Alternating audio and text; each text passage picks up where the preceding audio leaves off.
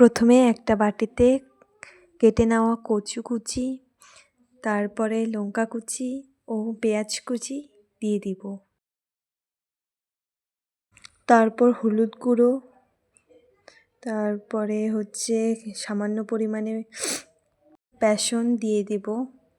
তারপরে একে একে লঙ্কা গুঁড়ো, তারপরে জিরা গুঁড়ো,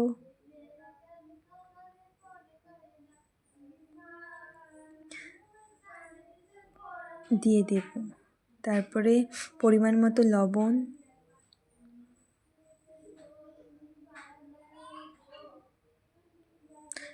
সানরাইজের গরম মশলা ও মিট মশলা দিয়ে দিব।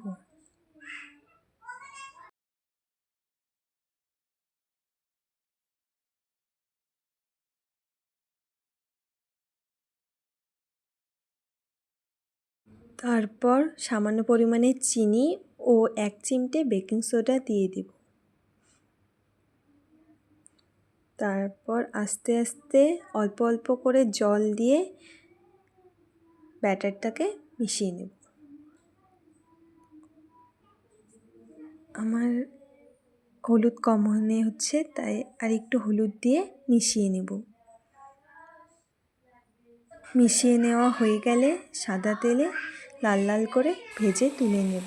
এভাবেই তৈরি হয়ে গেল খুব সহজ উপায়ে কচুর পকোড়া।